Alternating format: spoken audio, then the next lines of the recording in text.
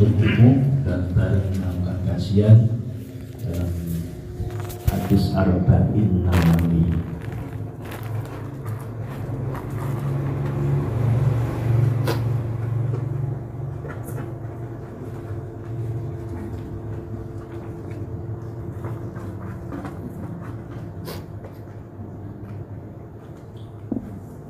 Salawat dan salam semoga senantiasa kita haturkan kepada baginda Rasul Muhammad SAW yang menjadi panutan kita semuanya, yang tentunya nanti hari kiamat kita berharap syafaat pertolongan beliau sehingga kita diselamatkan dari siksa api neraka, bisa bersama-sama dengan beliau menempati surganya Allah Subhanahu wa taala. Amin Allahumma amin. Bapak Ibu dari yang dirahmati Allah Subhanahu wa taala, malam sudah menginjak 8:30 dan buat kira sampai seketik ini kita langsung saja kita akan membahas tentang hadis Arba'in yang ke-38. Insya Allah kurang 4 lagi selesai, 4 lagi jadi 42, kan ada 42 itu di dalam Arba'in juga, jadi 4 lagi selesai. Ya selesai nanti perlu kataman selesai ya. Mau kembali lagi diulang lagi juga gak masalah. Kadang kita kajian terus selama setahun mengiling-iling yang kemarin saja mungkin ya lupa. Ini banyak lupanya. Banyak lupanya, manusia ini biasa. Beda dengan Rasulullah selalu ingat. Saya kan sudah menyampaikan dulu kata dasar Rasulullah SAW dalam mengingat sesuatu itu luar biasa. Surah Yasin yang Allah turunkan melalui malaikat Jibril kepada Rasulullah hanya sekali aja langsung hafal. Sementara kita membaca bertahun-tahun berapa lama.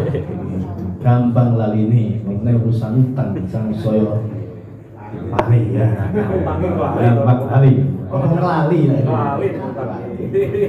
Oke. Hadis Arba'in yang ke-38 ini membahas tentang ini judulnya Mas Adian, temanya menjadi wali Allah. Kira-kira lo jenengan pengen jadi wali Gusti Allah ini? Ngomong orang kepengen, pengen jadi wali Gusti Allah, kekasihnya Allah Subhanahu wa taala. Nah, bagaimana caranya nanti kita bahas. Dan walinya Allah itu seperti apa? Kita bahas pelan-pelan. Ciri-cirinya bagaimana, karakteristiknya bagaimana, wali-walinya Allah itu, dan supaya kita bisa mengenal walinya Allah itu seperti apa kita bahas satu persatu. Oke, sekarang kita simak. Kita baca dulu. Yang tadinya wali murid, kemudian wali nikah, gitu. Akhirnya terakhir jadi wali Gusti Allah. Nanti mudah pangkat dulu. Bener itu. Ya sing pernah jadi wali nikah, sing dereng gitu. Ya kita baca, kita semak dulu. Kita baca bersama-sama. Saya baca, jenengan simak gitu.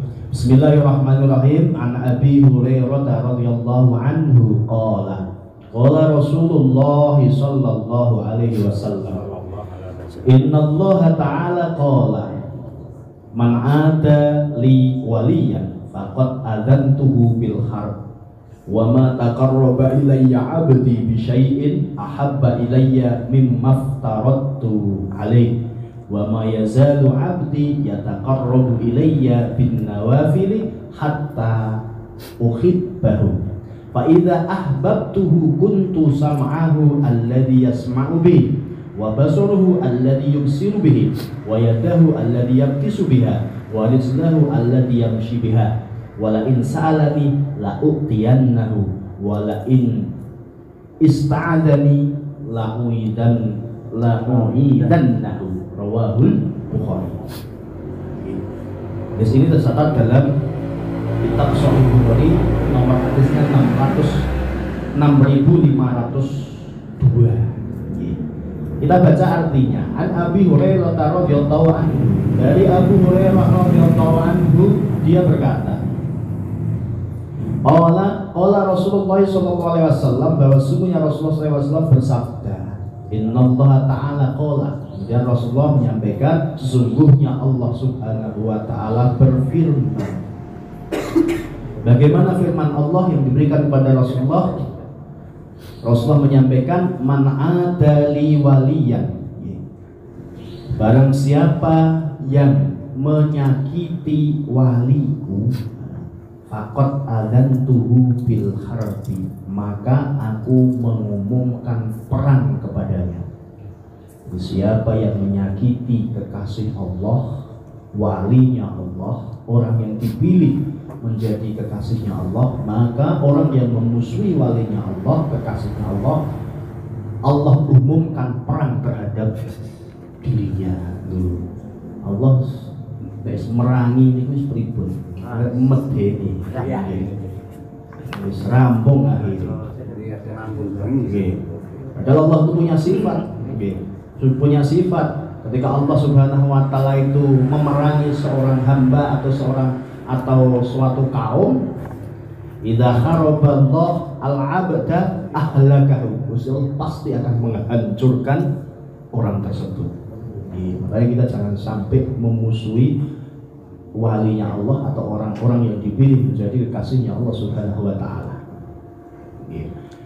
Wa ma taqarraba ilayya 'abdi, tidaklah hambaku yang mau mendekat kepadaku dengan sesuatu, bisai'in ahabba ilayya, dengan sesuatu yang paling aku cintai, mimma aftaratu alaihi, selain apa yang aku wajibkan baginya.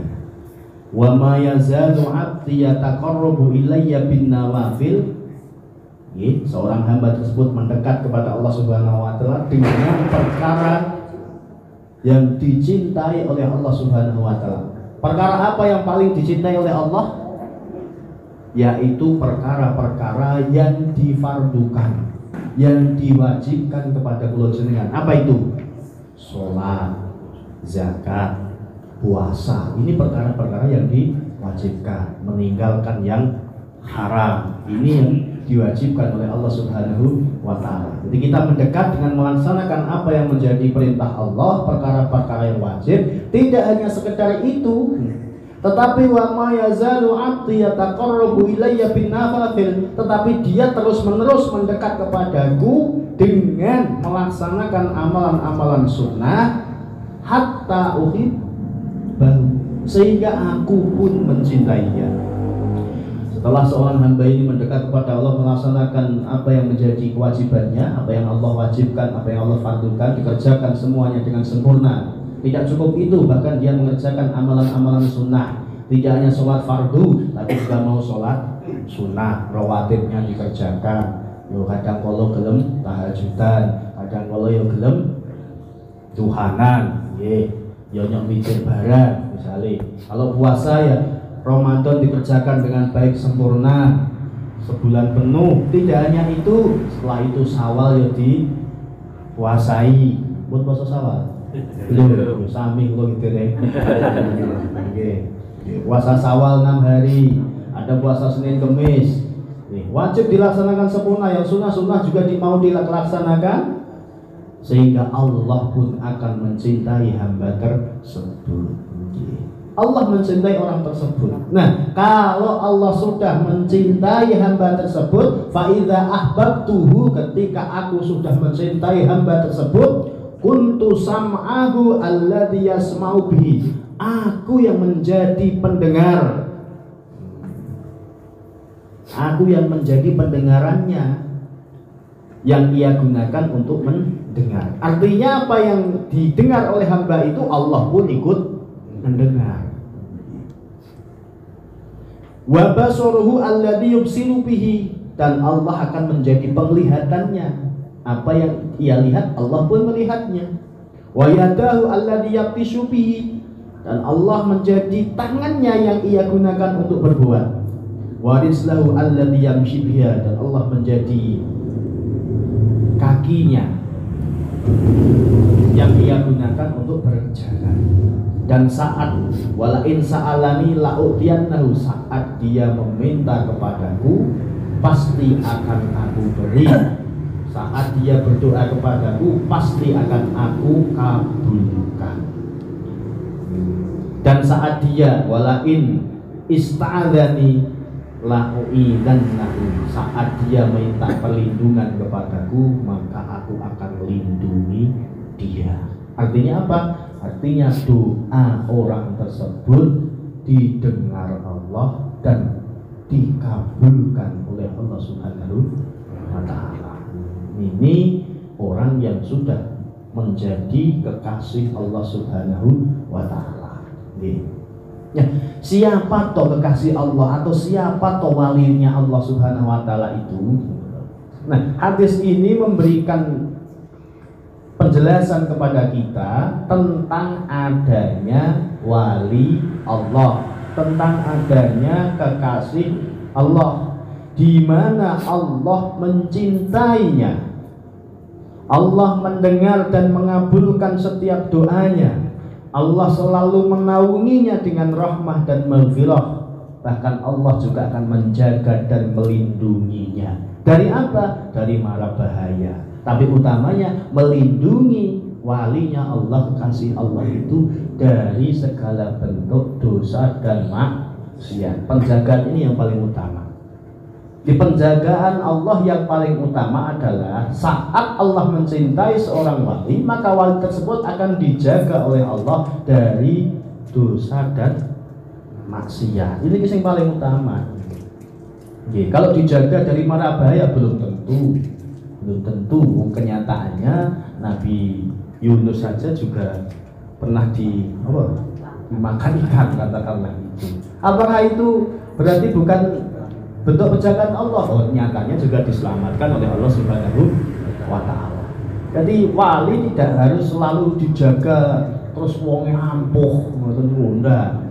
Mbak motor ora apa-apa, ora kaku, dibacok sampah, dibedil cicil, ditombak, angka-angka, disuduk, mantuk-mantuk, sering-sering gitu kan. Disuduk, mantuk-mantuk, bukan seperti itu nih. Senesnya bukan orang seperti itu. Wali itu bukan seperti itu. Lalu siapakah orang yang menjadi walinya Allah? Nanti kita jelaskan. Wali itu secara bahasa maknanya al-qarib. Apa? Al-qarib yaitu orang yang dekat dengan Allah. Imam Al-Qushairi dalam kitab Risalatul Qushairiyah beliau menyampaikan fa'ikila fama ma'nal wali kila yahtamilu amroini. Jika dikatakan apa makna wali, maka mempunyai dua kemungkinan maknanya. Maknanya ada dua kemungkinan. Ahaduhuma, yang salah satu di antara dua, ayakuna fa'ilan mubalaghatan minal fa'il. Kata wali itu mengikuti wazan fa'ilan, mubalaghah dari fa'il. Kal alim wal qadir wa ghairihi, seperti lafal al alim, al qadir, samiun, basirun, maknanya superlatif, artinya sangat. Sangat ya. Kalau kita belajar bahasa Inggris dulu ya, ada yang superlatifnya untuk ya. Superlatif sangat. Artinya kalau al-alim berarti sangat mengetahui, kalau untuk Allah berarti maha mengetahui. Al-qadir sangat berkuasa, berarti Allah maha kuasa. Itu. Dan semisalnya. Fayakunu ma'nahu, maka makna wali tersebut man tawalla ta'atuhu min ghairi tahalluli maksiatin, yaitu makna wali adalah orang yang ketaatannya terus menerus kepada Allah tanpa tercidrai oleh maksiat. Jadi orang tersebut sepi dari maksiat, artinya tidak melakukan dosa, tidak akan melakukan dosa. Lah kenapa? Karena Allah jaga walinya dari perilaku dosa dan maksiat. Arep menggok sithik diingatkan oleh Allah sehingga dia tidak akan melakukan perbuatan dosa dan maksiat. Jadi hatinya selalu diingatkan oleh Allah, perilakunya diingatkan oleh Allah Subhanahu wa Ta'ala, karena hatinya terus-menerus menyambung dengan Allah Subhanahu wa Ta'ala. Itu makna yang pertama.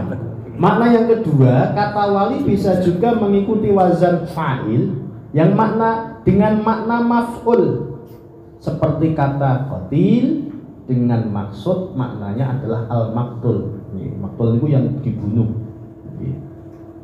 Dengan atau seperti kata jarihun dengan makna majruh, orang yang dilukai. Sehingga makna al-wali adalah orang yang dilindungi oleh Allah dengan penjagaan dan pemeliharaannya secara langgeng dan terus menerus. Jadi dia dijaga oleh Allah Subhanahu wa taala secara langgeng dan terus menerus. Allah tidak menciptakan baginya kehinaan, yaitu kehinaan itu maksudnya apa? Maksudnya bermaksiat. Jadi Allah tidak menghendaki walinya bermaksiat kepada Allah. Jadi Allah memang membuat dia bisa beristiqomah dalam melaksanakan ketaatan kepada Allah Subhanahu wa taala. Jadi kalau orang sudah diberi hidayah oleh Allah, kemudian dia mampu beristiqomah, hakikatnya Allah yang menjadikan dia mampu beristiqomah. Kula jenengan bisa hadir di pengajian ini, hakikatnya Allah yang menghendaki, bukan karena kemauan kula jenengan. Tidak semata-mata keinginan kula jenengan, tidak semata-mata niat kula jenengan, tapi ada kehendak Allah. Mayunitillah bi khairan yufaqihu fiddin. Jika Allah menghendaki kebaikan pada diri seorang hamba, maka Allah akan memahamkan agama kepadanya. Jadi Allah yang memahamkan. Allah sing lakoke dateng kula jenengan. Sing lakoke dateng kula jenengan. Saya tadi wonten habis nonton di besuk saudara dulu ikut sering ngaji kula. Kebetulan sakit bulan-bulan. Nggih, 4 bulan kalau enggak salah. Sakit. Lupa kalau sinten mawon lali. Wah itu mau ngingung asik nangis semua. Jadi dia tuh lupa. Ini disambangi lencang-lencangi, Bang Anto juga dari lali. Disinter kemauan yang datang itu lali. 10 dugi, krungu suarane kuwi ku mlayu. Koyoke Mas Ridho, saestu niku. Koyoke Mas Ridho langsung jagung teng kula niku jak ngerti. Alhamdulillah Mas Ridho iso ngomong lancar niku. Nggih, akhire kula ngoten nggih. Alhamdulillah Pak, mungkin kedatangan saya ini menjadi obat kagem jenengan. Niku saking sangi jenengan kangen kula yae. Nggih Mas. Loro-loro iku niku sering pangeterke tenggene jenengan, pun ngeterke jenengan. Apa sing ngaji niku Mas itu. Bojone sing larang. Aku tak numpak motor dhewe. Ora tekan gone numpak motor dhewe sing jungkel ning dalan ku malah nggih. Nggih, niku saking senenge. Lho kakak saya ke sana lali. Tapi krungu suarane kula alhamdulillah iku jek weleng. Sing diiling-ilingi jenengan. Alhamdulillah, walaupun nangis kasihan Allah subhanallah. Dan keinginannya untuk ngaji, keinginannya untuk hadir di majelis ilmu kuat. Aku tasih pengen ngaji, bahkan pengen dikon ngeterke mriki bareng kali anake. Lah putrane ketika pulang kerja aja jam 10 malam, lah kapan han ngeterke to Pak? Mau nggih kula sanjangi, dah mboten napa-napa Pak. Insyaallah jenengan pikantuk niat. Niatnya yang luar biasa, pengen ngaji sopumul kancani ini insya Allah diganjar kalian Allah Subhanahu wa taala sama dengan orang yang hadir. Atine kenceng saestu, saking pengine bisa ikut hadir di pengajian. Kula nyuwun ngapunten nggih, baru nembe niki silaturahim teng kene panjenengan. Mboten napa-napa Mas, panjenengan nggih nembe mawon kesipahan ya ping 7. Kula ya ora iso rono, ngoten nggih. Lagi mboten saged mriko, mboten napa-napa. Nggih. Saya subuh niku balik niku nangis ya. Wis meni garwane kula. Wong dikangeni ora tilik-tiliki. Ya yang namanya orang sibuk. Alhamdulillah. Lebaran napa bis lebaran ini punya waktu yuk kita mampir, kita silaturahim, sakit. Nggih. Bapak Ibu kalau hormati, ini dulu. Artinya kadang kita punya keinginan untuk ngaji, keinginan ini, tapi kalau Allah tidak berkehendak, boten saged. Hebat meneh niku ketika Allah kita ingin berkehendak untuk bermaksiat ning Gusti Allah ki napa ngalang-alangi. Nah niku sing apik, arep maksiat ra iso, kan dadine taat terus dadi apik kan. Nah kadang-kadang wong niku tidak hanya dimudahkan dalam urusan kebaikan, kadang-kadang Allah berikan jalan untuk orang tersebut untuk berlaku dosa dan maksiat. Itu nanti kita bahas, itu namanya istidraj. Kenapa kok walinya Allah berikan kemudahan untuk melakukan berbagai macam ketaatan kepada Allah, tidak hanya wajib bahkan sunnah pun dia mampu melaksanakan. Bahkan ono sing zikir bermalam-malam, sampai semalam suntuk kuat. Imam Zainal Abidin sholatnya lebih dari 500 rakaat setiap malam. Kok kuat? Kok kuat? Setiap malam sholat itu lebih dari 500 rakaat. Mulai dijak sholat tarawih luli kuri ngos-ngosan. Nggih, milih sing 8. Milih sing 8. Korting. Ya diskon 60%. Gimana sing jalur cepat. Beliau lebih dari 500 rakaat. So, kalau dua-duaan itu berapa berarti? 250 kali berdiri. Luar biasa kuatnya. Imam Zainal Abidin, makanya beliau disebut as-sajjad, orang yang banyak sujudnya kepada Allah Subhanahu wa taala. Ya merupakan salah satu cucu Rasulullah SAW. Jadi ada orang yang kuat zikirnya panjang, baca Al-Quran, cintanya pada Al-Quran luar biasa, hari-hari dia mampu baca Al-Quran. Ada orang yang senantiasa berpuasa. Ada orang yang Allah berikan kemampuan seperti itu. Kenapa? Karena Allah memberikan taufik kepadanya. Dulu saya pernah membahas apa itu taufik. Taufik itu adalah kemampuan untuk mengambil hidayah, kemampuan untuk melakukan berbagai macam ketaatan. Nah, kemampuan itu bentuk i'anah, pertolongannya Allah. Maka kalau jenengan harus bersyukur, alhamdulillahirabbil alamin, kalau bisa hadir di majelis ilmu, masih tetap iman Islamnya, masih kuat dalam menjalankan syariatnya Allah, sholat masih mampu, puasa masih mampu, alhamdulillah. Ya harus kita syukuri, Pak. Jadi kita tidak melihat pada kemampuan kula jenengan, tetapi kula jenengan melihat pada bentuk pertolongan Allah Subhanahu wa taala. Banyak orang berkecukupan, tapi Allah tidak berikan kemampuan untuk melakukan taat, dia tidak akan taat. Banyak orang hidup sengsara, bahkan jatuh dalam garis kemiskinan. Allah tidak memberikan dia hidayah, dia tidak akan taat kepada Allah. Malah semakin jadi. Artinya apa? Ada orang yang kaya tapi mampu melakukan sholat, zikir, baca, mampu, konten. Ada orang miskin sing nang masjid mampu, sholat mampu, zikir ya mampu, ada. Begitu juga sebaliknya. Sugih ora ngerti ibadah ya akeh, miskin sing ora ngerti ibadah ya akeh. Kenapa? Karena Allah tidak memberikan taufik kepadanya, karena Allah tidak memberikan pertolongan kepadanya untuk melakukan berbagai macam ketaatan. Makanya disyukuri alhamdulillah. Maka senantiasa ketika Ghazali habis melakukan berbagai macam ketaatan, langsung alhamdulillah ya Allah masih bisa sholat, alhamdulillah ya Allah masih bisa bersujud kepadamu. Setiap pagi kula jenengan melek moto, alhamdulillah ya Allah masih bisa menatap mentari pagi, iso-iso weruh senyume bojoku, anak-anakku. Nah disyukuri alhamdulillah. Nggih, itu penting niku. Itu penting. Lanjut.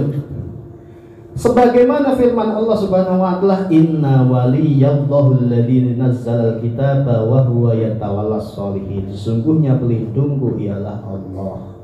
Allah yang menurunkan Alkitab yaitu Al-Quran, dialah yang melindungi, menjadi wali, kekasih dari orang-orang saleh.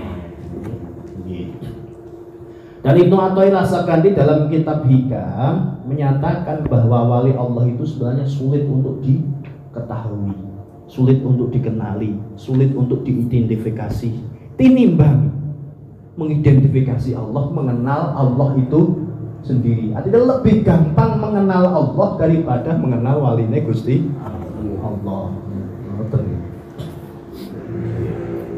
Namun wali Allah ini akan selalu mengantarkan kula panjenengan sedaya menuju Allah Subhanahu wa taala.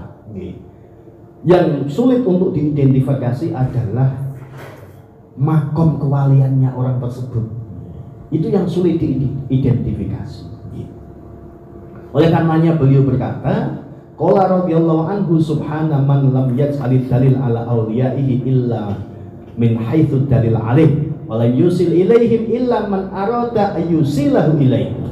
Maha suci Allah yang tidak menjadikan tanda bagi para wali-walinya selain tanda yang menunjukkan adanya Allah.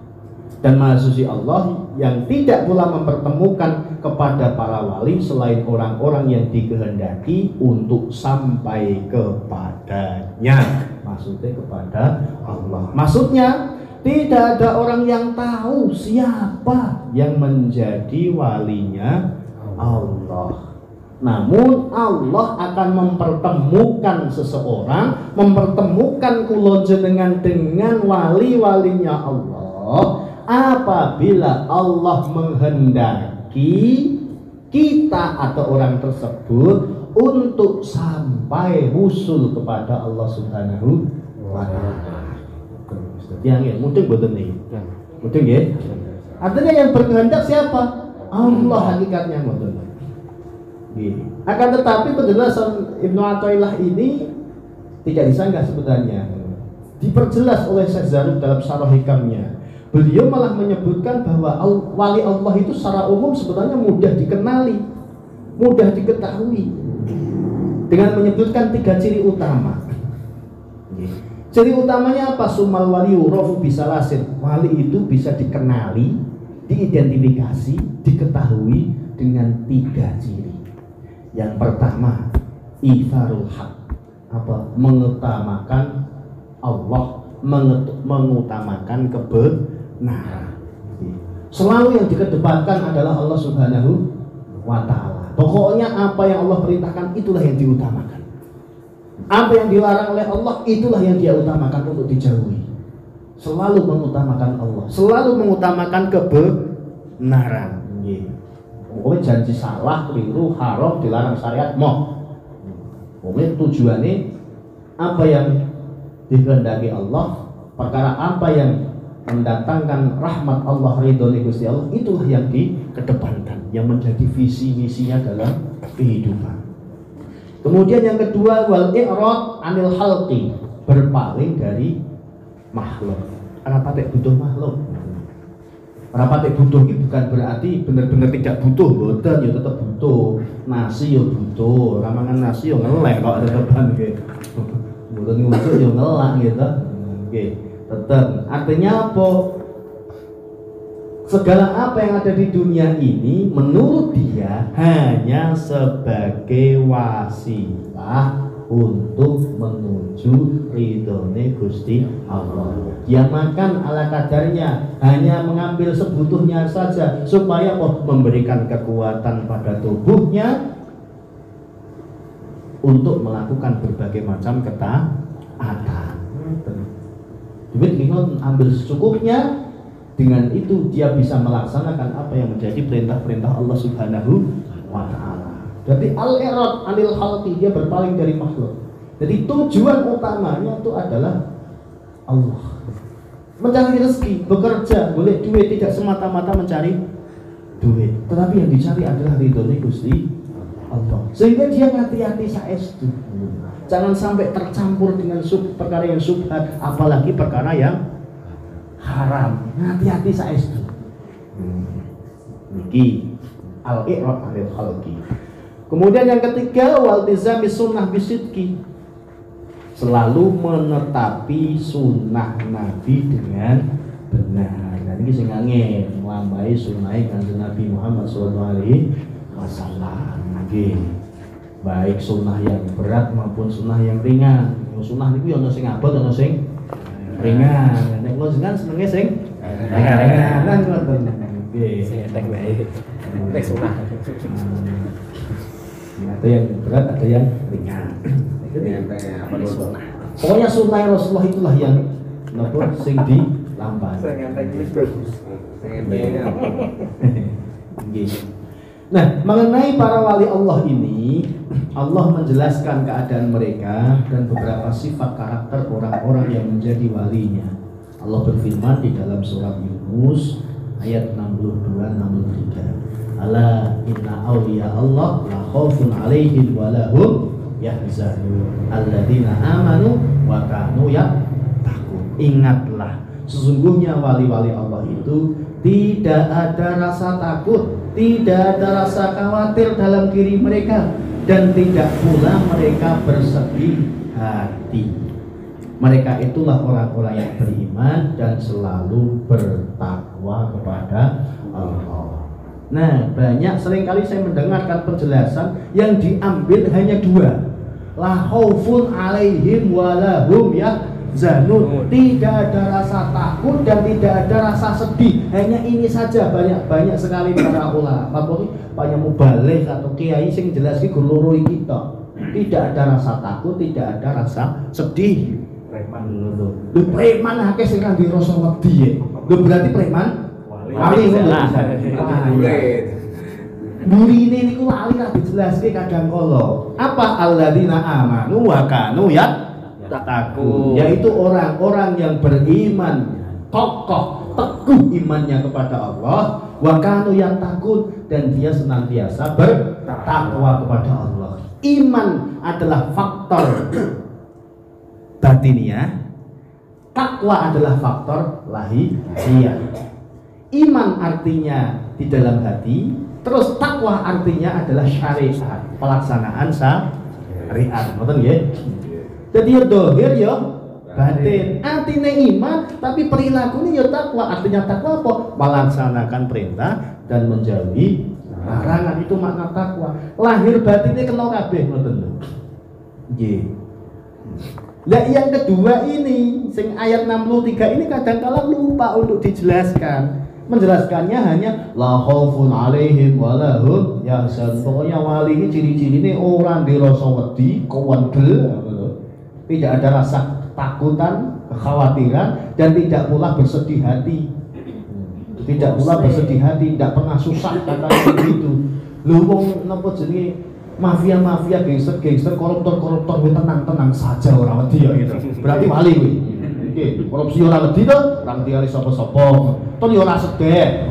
Ora yo sedek bergelimang harta, sedek apa kan? Ketangkep yo guyang-guyu. Nah, wong ketangkep yo sing guyang-guyu bakal iso jalan-jalan nggih. Nggih. Terus mereka wali ngono. Nah, penjelasannya kadang iki sing mburi yo ayat yang 63 ini tidak pernah dijelaskan, seringkali lupa untuk disampaikan. Lho lah, wong sak jaman sakniki iki jarine wong niku luweh wedi ngeleh tinimbang mati.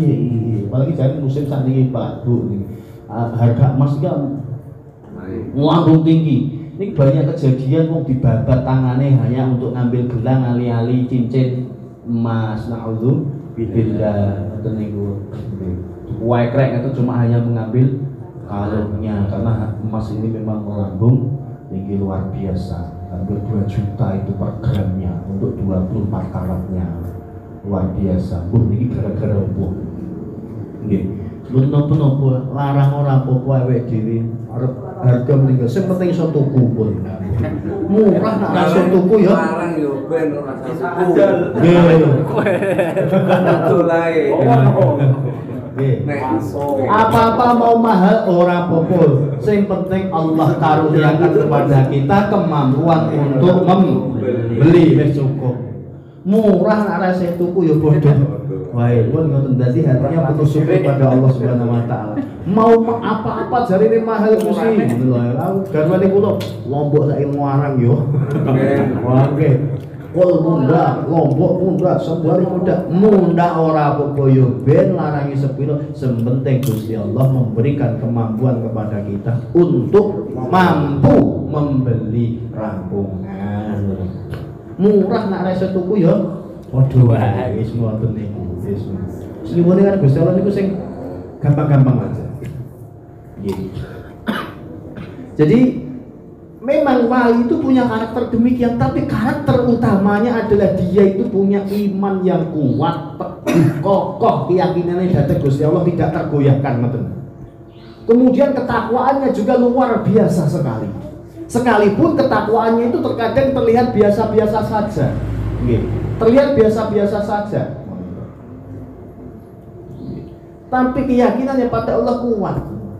Dan dia tidak punya rasa takut dan tidak bersedih hati. Ini baru penjelasan yang kedua. Lah khauf itu apa sih? Perasaan takut, khauf itu apa? Khauf itu rasa takut yang muncul dalam diri seseorang karena adanya kekhawatiran akan sesuatu. Jadi ketakutan itu karena adanya tekanan. Beda dengan khosyah. Kalau khosyah itu rasa takut pure murni dalam hati, tidak ada tekanan sama sekali. Tidak ada tekanan. Seperti kalau khauf itu seperti anak-anak sekolah takut menghadapi ujian karena apa samar nak ora lulus, samar nak bijine elek, nek diseneni bapake, disuduh sangune, lan sak piturute. Ini takut. Tapi kalau khosyah itu memang pure murni dalam hati, ada rasa takut disertai al-ijlal wa ta'lim, disertai pengagungan. Disertai pengagungan. Rasa takutnya lebih karena khawatir mengecewakan orang tua. Jadi pure di dalam hati. Makanya khosyah itu terkadang digunakan di dalam Al-Quran tidak hanya kepada manusia, bahkan kepada makhluk-makhluk lain selain manusia. Bahkan gunung saja takut kepada Allah. Lau anzalna hadzal qur'ana 'ala jabalin la ra'aitahu khashi'an mutasyaddian min khasyatillah. Jadi gunung itu takut kepada Allah akan kemuliaan Al-Qur'an. Jadi takut gitu. Nah, khasyah itu sebenarnya juga rasa takut berdasarkan pemahaman. Rasa takut berdasarkan pemahaman. Ada unsur pengagungan di situ. Antara khosyah dengan khauf. Kalau khauf itu ada tekanan, ketakutan akan sesuatu bahaya yang akan dihadapinya di depan, di masa yang akan datang. Sedangkan kata al-huzn itu bersedih, penyesalan dan lain sebagainya karena melihat masa lalu. Kalau khauf melihat masa depan. Kalau huzn adalah bersedih, khawatir, susah hati ini karena masa lalu. Atau kita bersedih karena mungkin khawatir sholat kita tidak terima dan lain sebagainya, seperti itu. Nah, wali tidak seperti itu. Wali tetap yakin, dia tidak takut apapun yang dihadapinya, hatinya selalu terbuka karena segala sesuatu sudah ditakdirkan oleh Allah Subhanahu wa ta'ala. Kalau orang tersebut mau mencelakakanku, kalau Allah berkehendak aku menghindar pun juga akan kena. Tapi kalau Allah tidak berkehendak bahwa aku akan binasa atau celaka, tetap usaha apapun yang mereka lakukan, tetap aku tidak akan binasa. Makanya dia sudah la haula wala quwwata illa billahil aliyyil. Jadi hauqullah itu sudah benar-benar mantap di dalam hatinya. Dengan tidak punya rasa takut dicaci, dimaki, dicela, dihina, boten. Celaan, cacian, hinaan hanya sebagai ujian. Kita melihatnya bukan orang itu yang mencaci, tetapi Allah. Karena Allah ingin nyuduh dosane kula jenengan. Ngoten tak penak to. Terus keco ngoten. Nek atine niku padha penuh dengan husnudzon kepada Allah Subhanahu wa taala niku hatinya sekecos. Makanya di dalam Arba'in Nawawi yang ke-16 kalau nggak salah gitu, ada seseorang datang kepada Rasulullah minta nasihat. Ya Rasulullah, ausini, berilah wasiat kepadaku. Rasulullah nanti kok 3 kali. Latah balapan. Jangan. Sumber masalah dalam kehidupan niku karena kula jenengan itu godok, napa godok? Marah. Gampang marah, gampang terbawa perasaan, gampang terbawa emosi. Sehingga ketika kita terbawa emosi, akhirnya ngendikane ngawur, tidak terkontrol. Hatinya mudah sakit hati, mudah muncul kebencian, akhirnya muncul dendam. Ada keinginan untuk terus-menerus balas membalas. Kapan rampungnya? Betul rampungnya itu. Maka di zaman ini dalam semua konteks, mau keluarga, bermasyarakat, atau apapun lah.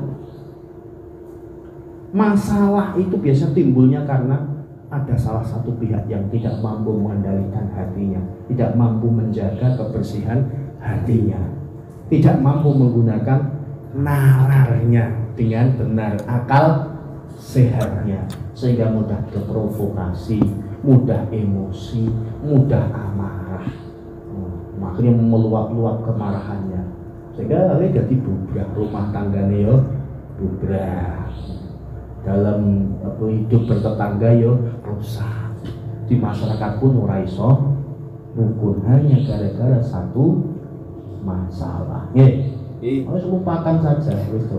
Sing delalah kena ujian yo sabar, ikhlas. Koncone iki yo aja malah nambahi, kudune yo mati. Yo kadang iki malah njlomprongke yo nambahi kok. Nggih. Oh, malah ngece menyewa yo payah itu, nggih. Itu. Ayo cuma saya pesen satu nggih. Halal bihalal itu identik dengan kegiatan Islami. Nggih. Jangan campurkan hal-hal yang berbau Islami dengan sesuatu yang nyuwun sewu rodok batil. Akhirnya tujuan kita yang suci murni menjadi terkoh. Paham maksudnya lo ya? Rasa tak jelas ya paham. Nggih, aja dicampur sok meh. Nggih. Lanjut. Nggih. Nah, wali sudah saya jelaskan ciri-cirinya segala macam, kita bisa mengenali, paham nggih? Nah, udah paham. Nah, kula jenengan bisa menjadi wali. Kula jenengan akhirnya bisa menjadi wali. Bagaimana caranya?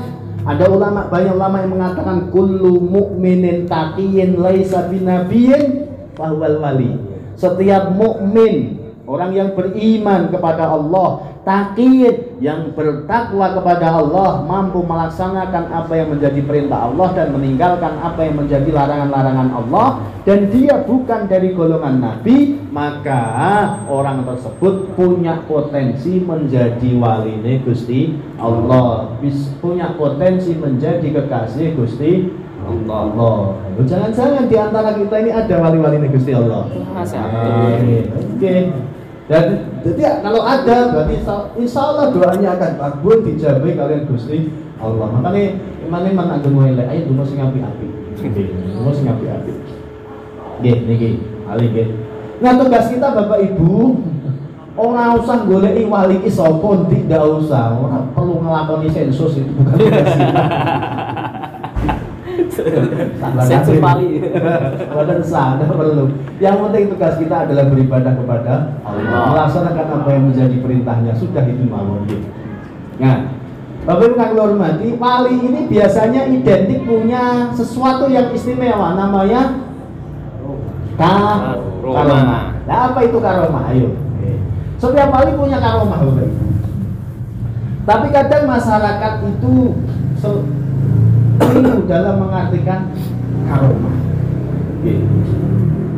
Setiap wali mempunyai karomah. Karomah itu apa? Kedudukan mulia yang merupakan pemberian atau mauhibah dari Allah Subhanahu wa Ta'ala. Dan karomah tersebut tidak selalu bersifat khariqul adah. Napa itu khariqul adah? Kejadian yang luar biasa atau hal-hal yang di luar nalar manusia. Hal-hal yang luar biasa seperti bisa menyembuhkan orang sakit. Nyebul baru ini kok sesuk mari.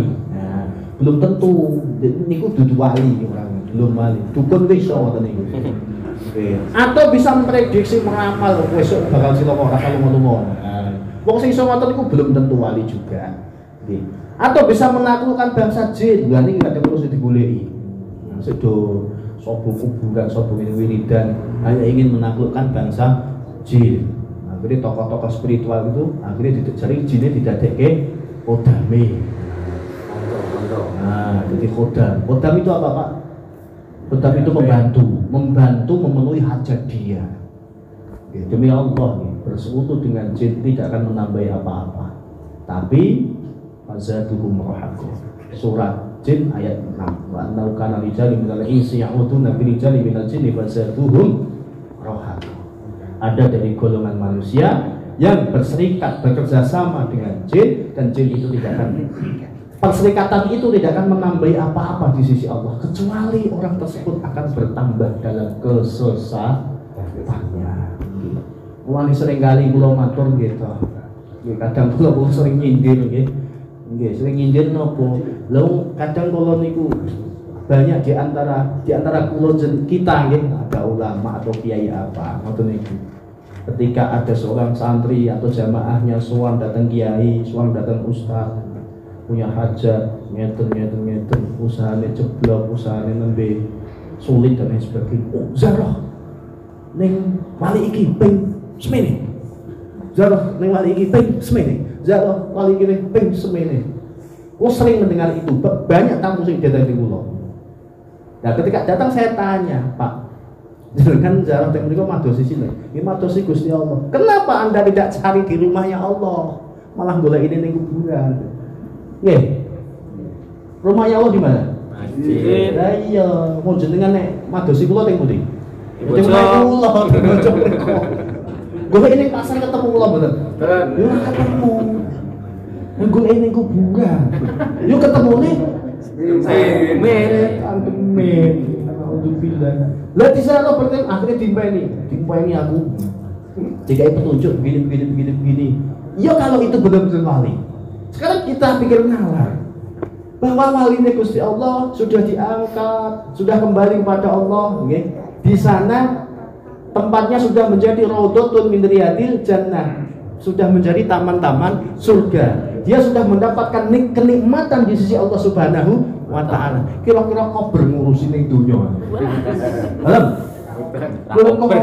Oh, jenengan misalnya penak, misalnya tidur di hotel lagi kepenak ini, ditelepon wegah wah ganggu. Ganggu dah. Lagi ning kamar kepenak mbek bojone kira-kira ditelepon koncone itu. Reject. Pateni. Wong penak kok gitu. Nggih, ngono to. Iki cara bodoh nalar kemawon. Ngapain ngurusi ngoten-ngoten? Enggak akan mungkin. Nggih. Bukan berarti saya menafikan bahwa wali itu punya kemampuan untuk itu. Saya tidak menafikan itu. Sebab secara nalar kita sebagai makhluk yang berakal, nggih. Kalau kita mau memohon sesuatu kepada Allah Subhanahu wa Ta'ala, dimudahkan rezekinya, dimudahkan segala urusannya, maka carilah Allah di rumahnya. Datang ke masjid, iktikaf, baca Al-Quran, sholat, zikir, dan berdoa kepada Allah. Tentu. Orang kok malah ning kuburan. Nek ning masjid sedilu, ning kuburan betah berjam. Nah, payah iki. Kula critane reno-reno. Nggih, reno. Nggih, fenomena. Nggih. Saya kadang diceritani juga ada temen katanya Zarah pikir aku dimpeni Gus, dimpeni apa? Katanya di sini itu ada harta karun, ada emasnya gini. Ya monggo jenengan kula ajak, mungkin kula ragati bicarane dijikuk, didikirke ini. Tapi jine nak nggih ajeng disukake ini. Tapi goblok, nek cara aku tak jawab ngene. Tapi niatnya ibu ora, nek niatnya yo kek tekan omah. Ngapain dadak blusukan ning kono, dadak poso tilakan dikir wirid ya ora niat ngei ya ora niat ngei ngono nek niat ngei terno tekan omah ngono kok jawab wong e meneng wae asline iki sing dibodhol iki kowe kok aku yo manut-manut menau tuh itu karena kurangnya pemahaman dalam syariat agama Islam. Tapi memang Bapak Ibu, jin itu ada tiga, ini tak sampaikan ya. Jin itu ada tiga. Satu jin ada di tengah-tengah kita. Bahkan di sini pun ada jin. Itu bersama kita ada. Ini tidak bahaya artinya apa? Yus hanya apa? Berlalu lalang di wonten tinggi kula. Kadang kula jenengan kan ngerti di rumah, yo ada kelebatan. Mbok ireng, mbok putih, ngoten lho.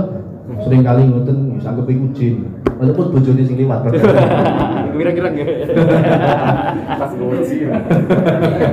Mboten nggih, ada di sekitar kula jenengan ini ada. Jadi kita tidak usah takut, nggih. Mereka tetap ada, kita yakini mereka ada. Sama-sama makhluknya Gusti Allah. Diperintah juga sama untuk beribadah kepada Allah. Dah selesai itu. Ini yang pertama, tidak akan memberikan bahaya gitu. Tapi ada yang kedua, ini agak bahaya dikit. Yang kedua, mereka di mana tempatnya? Inda kuli jabalin, ning gunung-gunung. Inda kuli nahrin, di nahrin itu apa? Sungai-sungai. Wa inda kuli bahrin, ning segoro. Di segoro wonten. Nah, mereka ini bisa bersekutu dengan manusia. Bahkan membantu manusia bisa, memberikan manfaat juga bisa. Bisa, bahkan membunuh manusia pun juga bisa. Nah, manusia bisa mengakses ke sana dengan mereka, bisa berhubungan dengan mereka kalau terjadi perjanjian. Mulane ono atau bahasane sakniki MO, tanda tangan. Ada kontrak teken. Lah mereka minta syarat biasanya. Boleh no pitik. Ngerti ya? Boleh no pitik iring mulus. Boleh no wedhus. Ada enggak? Ada. Boleh no wedhus. Sampai bahkan jari ini jaluk nyawa nih, Pak. Menungsa. Nanti mereka yang ada di gunung, di lautan, di segoro lan sak piturute ikut pulang. Kalau dia sudah melaksanakan apa yang menjadi perjanjian itu, nyembelih wedhus ning gunung kono, nyembelih kambing sana, dia akan ikut pulang membantu kehidupan manusia. Saged nggih? Saged. Mulane sing terkenal kan gunung-gunung niku to. Contohnya kaya gunung Awi, gunung Wus, gunung Merapi, gunung apa meneh? Sebenarnya gunung kembar loh ya. Biasanya gunung-gunung atau segoro. Nah, gitu. Wis tepat nggih. Ana wong nang nggon watu, misalnya nggon watu atau nang gunung, ngeprok watu. Bali-bali kesu. Wah, nggih. Mereka ada di sana. Lho wis ning adoh kono kudu diparani menungso. Menungso yo ngopo dadak rono ngene. Dia sudah menyendiri di sana. Hidup damai tenang itu para jin itu. Lho menungso sing ora kurang gawean diparani, dibelehke wedhus dari opo-opo. Dijak Bali ya. Kon ngewangi, Bud. Wis ora genah iki. Ada mboten sing kadang-kadang? Ada. Dan itu malah kathah iki lho. Nggih. Ditelepon kok. Kemudian yang ketiga, jin yang ketiga ini di atas langit, Bapak Ibu. Di atas langit. Karena di atas langit itu dia selalu mencuri berita, turun langit. Nah, jin yang di atas langit ini sangat senang dengan orang ahli spiritual. Dari golongan agama apapun, mau Islam, mau non Muslim, apapun senang. Kalau dia ahli spiritual, seneng poso, seneng nyepi, seneng dikir atau melakoni lakon tirakat lan sak piturute niku sangat seneng sekali. Sangat seneng sekali.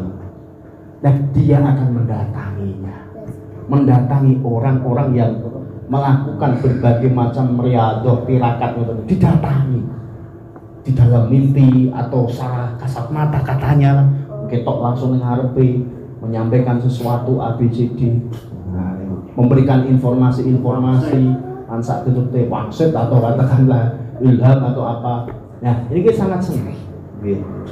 Yang akhirnya nanti sedikit demi sedikit dia akan dijauhkan dari jalan Gusti Allah. Pasti. Maka rata-rata orang yang kayak begini ini biasanya antisosial. Ora patek seneng karo kumpul mbek wong. Merasa eksklusif, merasa dirinya sudah makrifat, merasa dirinya sudah mengenal Allah Subhanahu wa taala. Karena dari ini iso komunikasi mbek Gusti Allah. Gusti Allah. Jadi mereka yang bisi kayak begini. Dari agama apapun bisa. Nah, inilah nanti yang disebut dengan apa jenenge ilmu karomah. Jadi maka saya menyampaikan bahwa wali itu punya karomah. Tadi saya sampaikan kelebihan yang dimiliki manusia bisa menyembuhkan orang sakit, mengetahui hal-hal yang mendatang, menaklukkan bangsa jin dan seterusnya. Tidak bisa dijadikan tolak ukur bahwa hal-hal yang luar biasa itu adalah karomah. Tidak bisa jadikan. Dalam dunia tasawuf kita dikenal ada istilah karomah, ada ilmu karomah. Kalau karomah itu pure murni mauhibah pemberian Gusti Allah, tidak direncanakan. Tapi kalau ilmu karomah, ilmu yang mempelajari tentang karomah. Sama halnya Al-Quran dengan ulumul Quran. Quran kalamullah. Kalau ulumul Quran adalah ilmu yang mempelajari tentang Al-Quran. Ada tajwid, ada makhorijul huruf, nanti termasuk bahasa Arab, nahwu shorof dan lain sebagainya, ilmu tafsir, dan seterusnya. Itu bagian dari ulumul Quran. Nah, ilmu karomah bisa dipelajari dengan cara riyadhah, poso, tirakat, bisa dipelajari gitu. Nah, dipelajari. Lah orang kadang kalau pengen mengejar ini tuh, mengejar yang namanya karomah dengan melaksanakan ilmu-ilmu karomah, zikir kencang, wirid kencang, sampai ning kuburan sak itu supaya muncul dalam dirinya kelebihan, supaya dianggap dirinya menjadi wali Gusti Allah. Padahal tidak ada pengetahuan sama sekali. Ibnu Hajar Al-Asqalani nanti wonten ing Fathul Bari bahwa walinya Allah itu adalah al-murad biwalilah al-alim billah. Yang dimaksudkan walinya Allah, dia punya karomah tapi didasari dengan ilmu, pengetahuan tentang Allah Subhanahu wa ta'ala. Artinya kok dia paham tentang syariat Gusti Allah.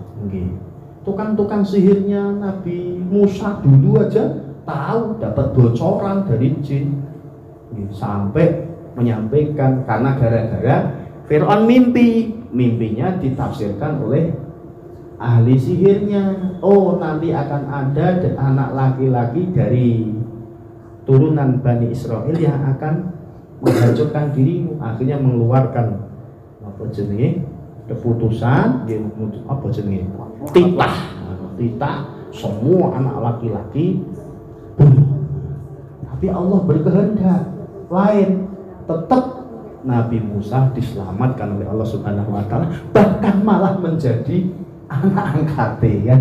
Ini kehendaknya Gusti Allah. Dia yang mengeluarkan perintah untuk membunuh semua anak laki-laki yang lain, malah dia sendiri yang mengingkari kan. Ini kenapa kehendaknya Gusti Allah kan betul. Melalui siapa?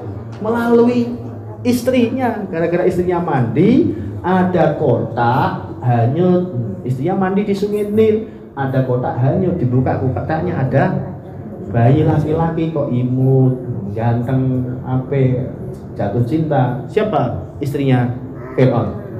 Asia, bukan Aisyah, Asia.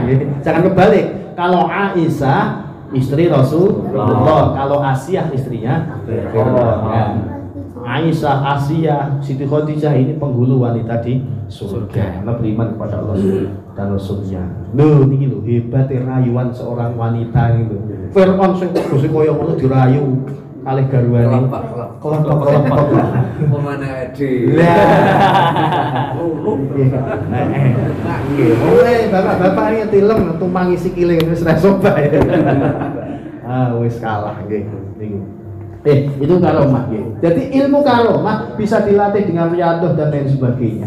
Tapi walaupun dia mendapatkan keistimewaan, kelebihan yang berbau khariful adat dan lain sebagainya, itu belum menunjukkan bahwa itu bentuk dari karomah. Artinya keistimewaan yang Allah berikan kepada dia. Paham nggih? Nggih. Jadi wajahnya baru usah gumun nek ana wong sing jarine ampuh iso nambahi ini baru usah gumun. Karena semua itu bisa dipelajari. Kadang kula bantah, lah ya ngei banyu mari jeneng ora gumun. Lah nek ning jenengan ning rumah sakit penyakite dideloki ketok dikai obat mari kok kula jenengan ora gumun. Dokter ora dianggap mari. Ayo. Pikiran nang omah ngono mari ngono dianggap sakti ya, mari. Dokter kok ora. Kadang terlalu berlebihan kalau jenengan nggih. Nah, karomah yang paling utama niku Bapak Ibu terletak di mana? terletak pada keistiqomahannya dalam mengikuti sunnah Rasulullah SAW dan melaksanakan perintah Allah serta menjauhi larangan, sehingga Allah dan Rasulnya mencintai orang tersebut. Namun hakikatnya karomah itu dimiliki oleh semua manusia. Hakikatnya kita sebagai manusia ini menjadi makhluk yang terpilih, punya kemuliaan di atas semua makhluk Gusti Allah. Manusia dipilih menjadi khalifah. Manusia sebagai khalifah dibekali dengan akal pikiran. Akal pikiran sebagai alat untuk menentukan dua jalan, kebaikan dan keburukan. Mau beriman atau kufur, mau bermaksiat atau taat. Akal pikiran dengan akal pikiran juga kita gunakan untuk mengolah alam semesta supaya bermanfaat bagi diri manusia. Makanya Allah berfirman di dalam Al-Quran surat Al-Isra, walaqad karramna bani Adam wa hamalnahum fil barri wal bahr wa razaqnahum minat thayyibat wa faddalnahum ala katsirin mimman khalaqna tafdila. Sesungguhnya kami muliakan, kami beri karomah kepada anak-anak Adam. Karomna, karomah. Jadi Allah memberikan karomah pada pulau panjenengan sedaya. Kami angkut mereka di daratan dan di lautan. Kami beri mereka rezeki yang baik-baik dan kami lebihkan mereka dengan kelebihan yang sempurna atas kebanyakan makhluk yang telah kami ciptakan. Maka kalau nek diceritani ono kiai jarine iso ampuh bisa begini. Saya kula boten gumun. Saya lebih salut, lebih hormat dan akan mencium tangannya kalau ada kiai yang mampu memberikan hidayah kepada tetangganya. Yang tadinya ahli maksiat kok dijak taat gelem, yang tadinya ahli melakukan dosa kok gelem ahli jadi ahli ibadah. Ini saya tak kagumi.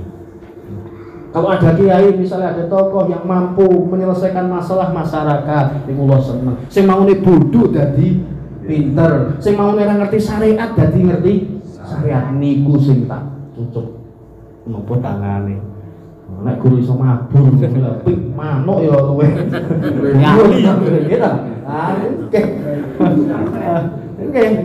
Nek guru iso ndudah iso apa ki ndudah harta karun emas, lho Freeport ngono sarane gitu. Nggih bener? Oke. Nek guru iso ngilang, walah. Karena sing mboten saged bali. Iso ngilang misale kan, walah ora sah gumun. Wong nek diutang kuwi pinter ngilang kok. Nggih, jadi halnya kayak gitu kita bikin dengan nalar mawon nggih, dengan nalar saja.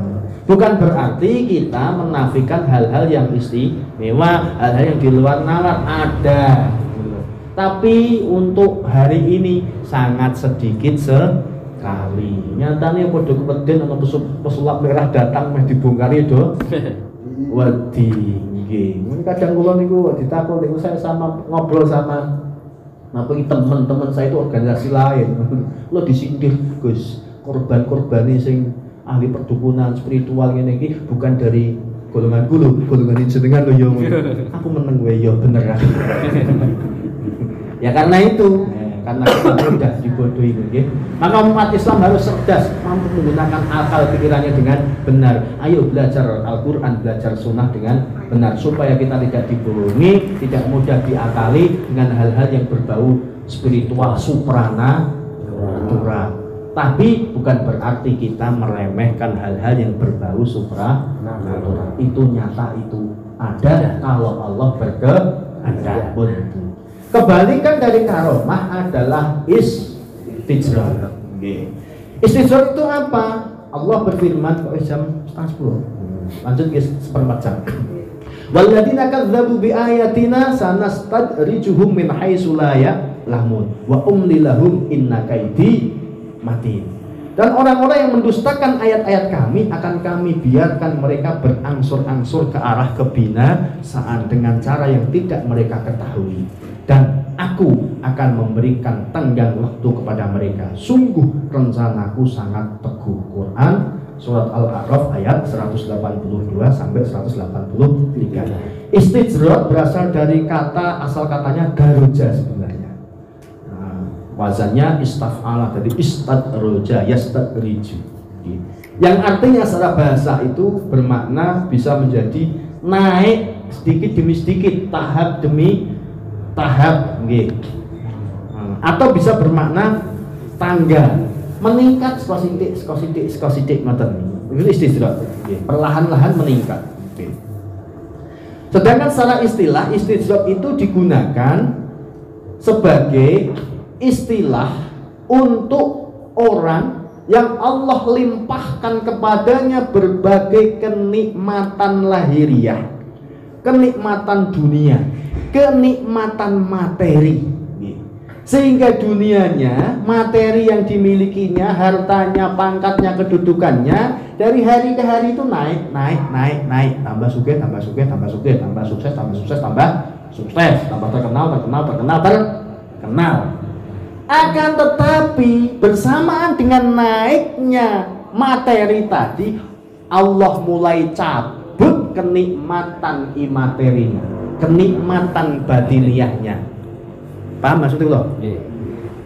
Sehingga dia lalai beribadah kepada Allah, lalai dalam bersyukur kepada Allah. Nah, akhirnya banyak ulama ngendika istijrad itu adalah apa? Azab yang dibungkus dengan kenikmatan.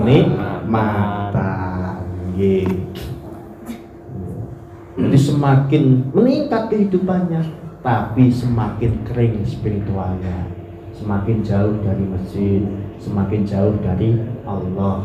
Sholat sudah tidak lagi nikmat, zikir sudah tidak lagi nikmat, tidak lagi nikmat. Berkumpul dengan sesama manusia sudah tidak lagi nikmat. Lu kadang kalau ngoten kok, karo tonggo karo dulure mawon lho. Kalau dulure mawon, kumpul karo dulur wis ora nikmat.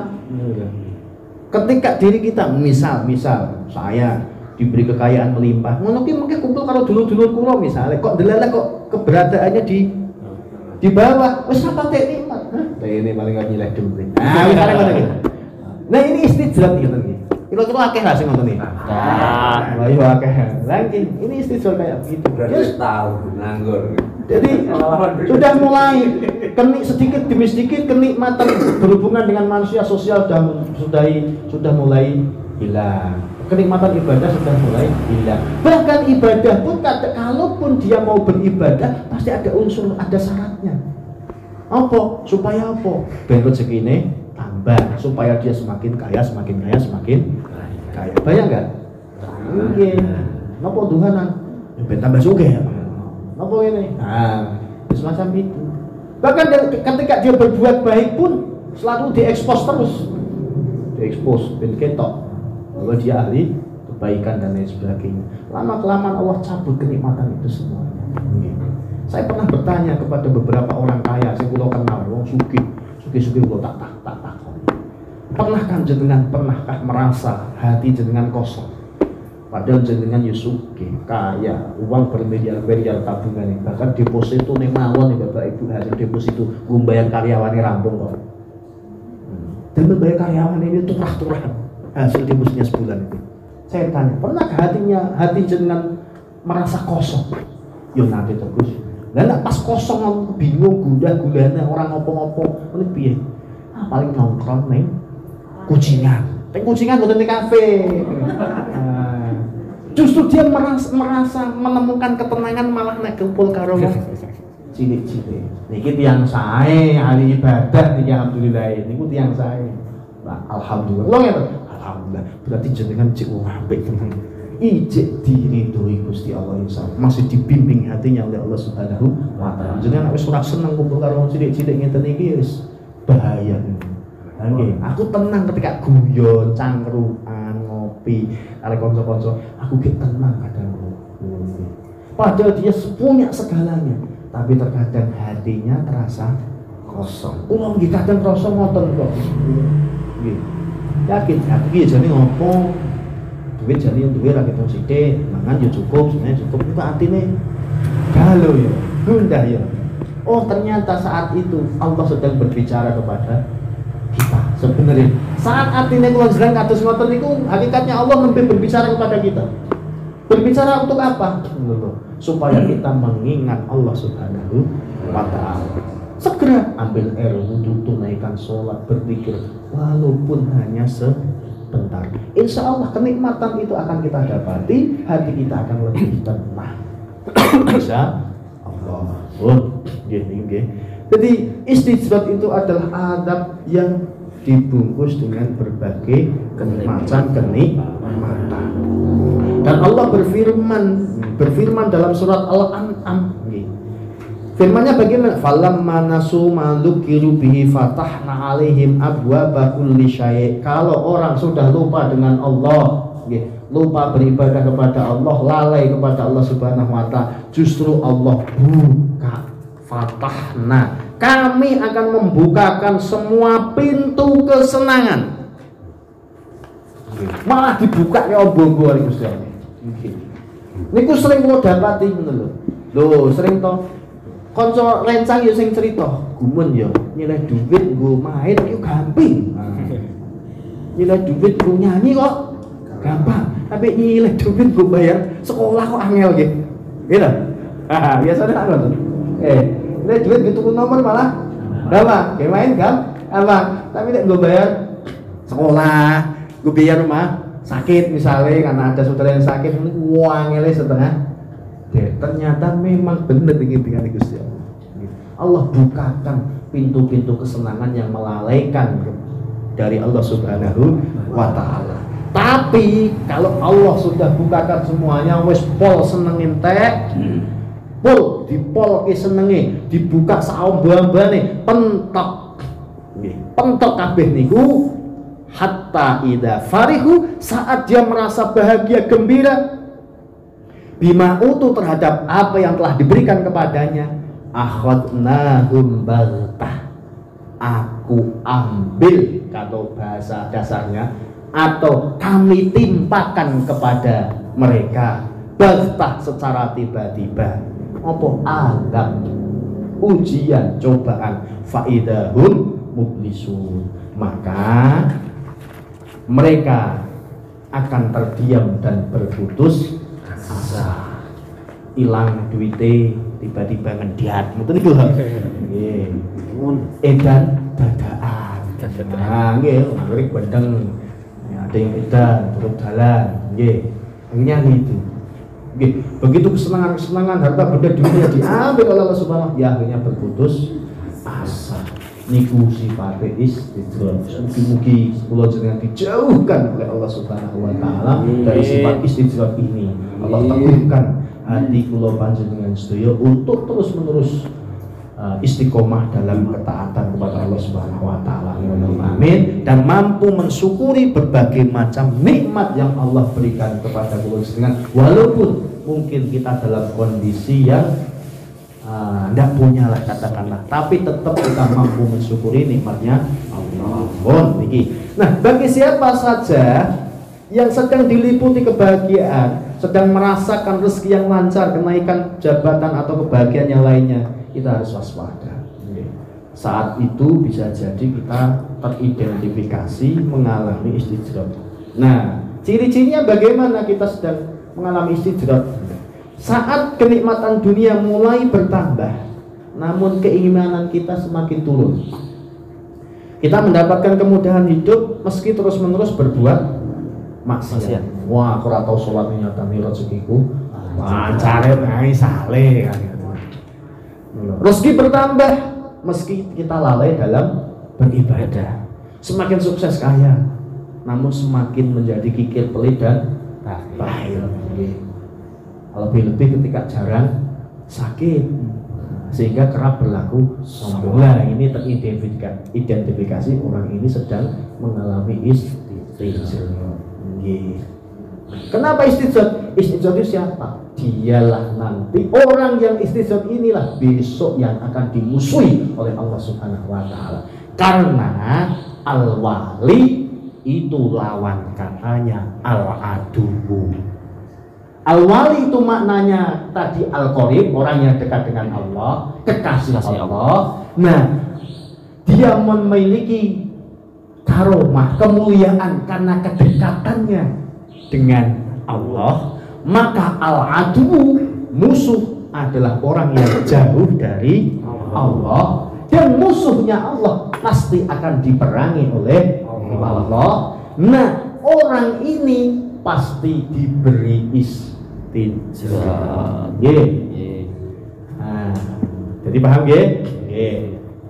Nah, maka Ibnu Athaillah sakandil berpesan datang kula panjenengan khif min wujudi ihsanihi ilaika wa dawami isaatika ma'hu ayyakuna dzalika istidrajan sanastadrijuhum min haitsu la ya'lamun. Takutlah pada perlakuan baik Allah kepada kita di tengah-tengah durhakanya kita.